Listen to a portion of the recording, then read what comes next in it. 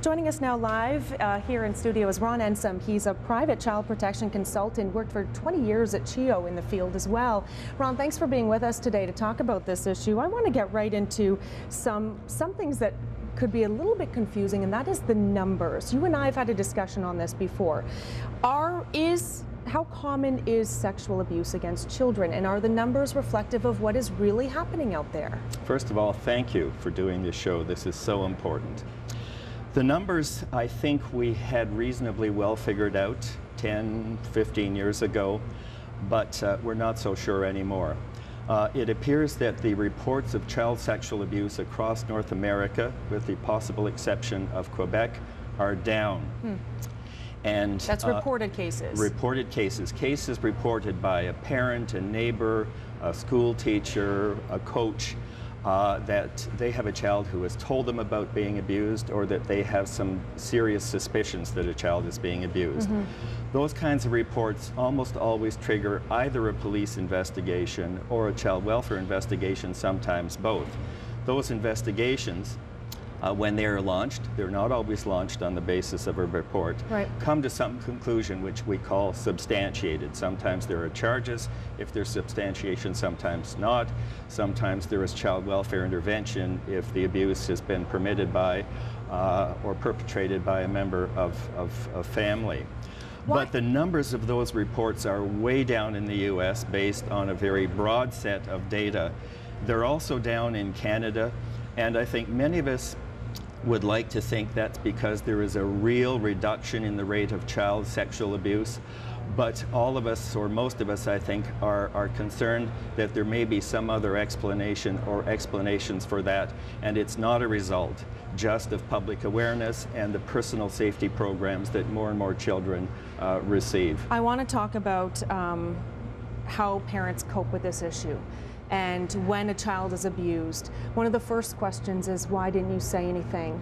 Why is it that children don't say anything? Is it a language barrier? Is there fear and shame involved? What is it that keeps them quiet? It's important to understand that there is never a single explanation for all children's response to that kind of traumatic experience.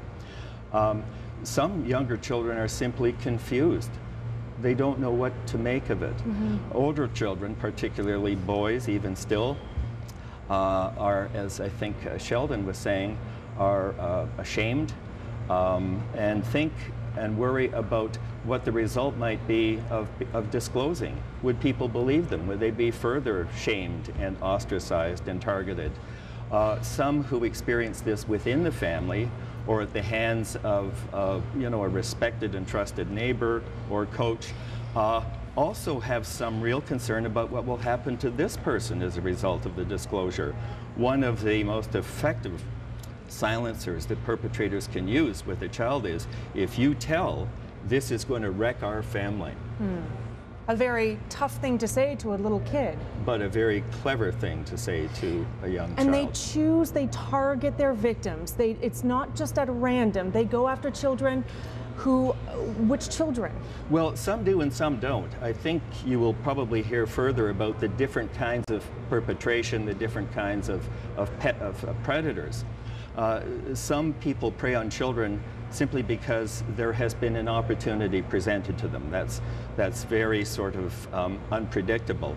Others, as you heard in that excellent interview, are very thoughtful, very systematic about grooming a child, befriending the parents, and moving from time with a child, satisfying a child's needs, maybe just for adult attention, to 6 months or a year and a half later, contact sexual abuse. Can an abuser make it actually feel physically good for the child? Absolutely. And therefore the child doesn't know that what is happening is bad? Absolutely.